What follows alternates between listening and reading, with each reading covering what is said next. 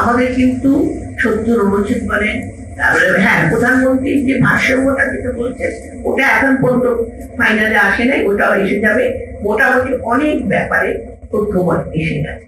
হ্যাঁ এখন ওই যেটা আসল যেটা হঠাৎ করে যেটা ইয়ে বলেছেন, আপন বলেছে যে যারা জনবিচ্ছিন্ন, যারা এখন ক্রিয়ার পদ্ধতির কথাটা তুলছে, এটাকে তো আগে আমাকে বুঝতে হবে। আমি তো নিজেই বুঝি না ক্রিয়ার পদ্ধতি। সত্য কথা, যে প্রাপ্ত ভোটের উপরে যে পার্সেন্টেজটা সেটা কিভাবে আসবে, এবং এটা পৃথিবীর অনেক দেশে আছে, কিন্তু পৃথিবীর অনেক দেশ বাংলাদেশ নয়। পৃথিবীর অনেক দেশের মধ্যে বাংলাদেশ যেমন গণতন্ত্রের জন্য সমগ্র জাতি একেবারে রিক্সা থেকে শ্রমিক থেকে শুরু করে তৃণমূল পর্যন্ত ঐক্যবদ্ধ হয়ে লড়াই করে, এই লড়াই আপনি কোন দেশে কোন জাতিকে দেখবেন না, যেটা বাংলাদেশে সম্পর্ক হয়েছে।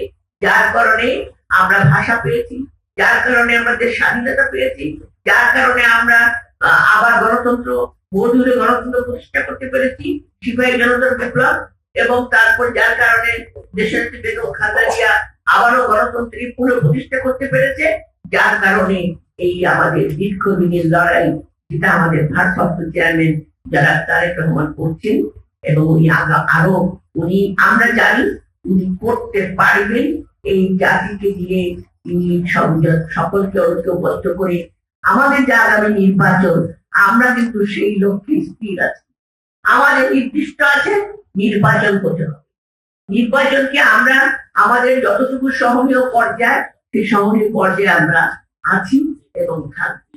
আমি শুধু আমার যুবক সমাজকে, তরুণ সমাজকে, ছাত্র সমাজকে বলতে চাই, তোমরা আগামী ভবিষ্যৎ, এবং তোমরাই এদেশের ভবিষ্যৎ। রাষ্ট্র পরিচালনা করবে, রাষ্ট্র কাঠামো সংস্কার নির্বাচনের পরে পার্লামেন্টে বসে যেগুলো অঙ্গীকার আছে, যেগুলো সম্ভব, যেগুলো এখন আছে তার ভিত্তিতে যেমন নির্বাচন হবে, আর যেগুলো বাকি থাকবে সেগুলো নির্বাচনের পরবর্তীতে জনগণের সাথে মিশে আমরা সেগুলো ঠিক করবো, আর অঙ্গীকারগুলো আমরা রাখতে পারবো, এবং এটা আমাদের দরকার।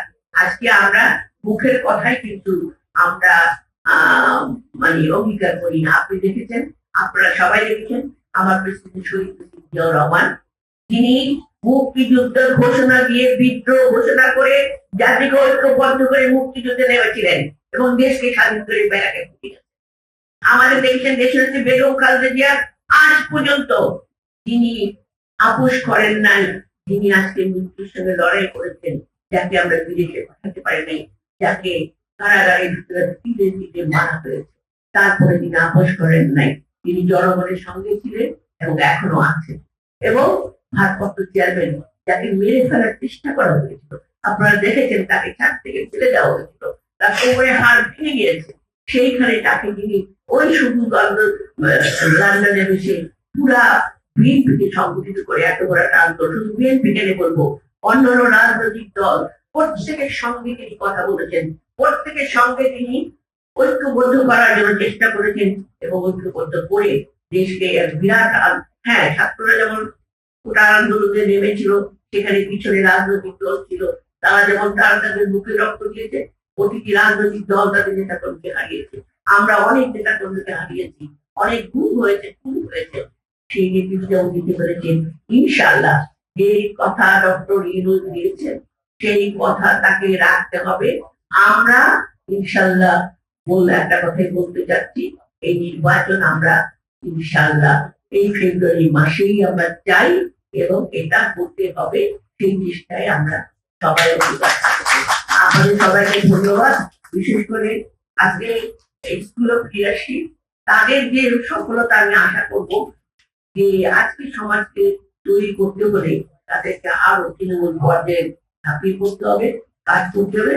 সেখানে আমাদের মা বোনদেরও কাজ করতে হবে, তাদের এই সমস্ত পলিসি, এটাতে আপনারা নারীদের একটু সংখ্যা, নারীরা যত সহজে ঘরে ঘরে পৌঁছে কথা বলতে পারে, এত সহজে আপনারা অনেক কিছু পারবেন না। সেখানে তাদেরকে নিয়ে এবং লিডারশিপ তৈরি করা খুব দরকার।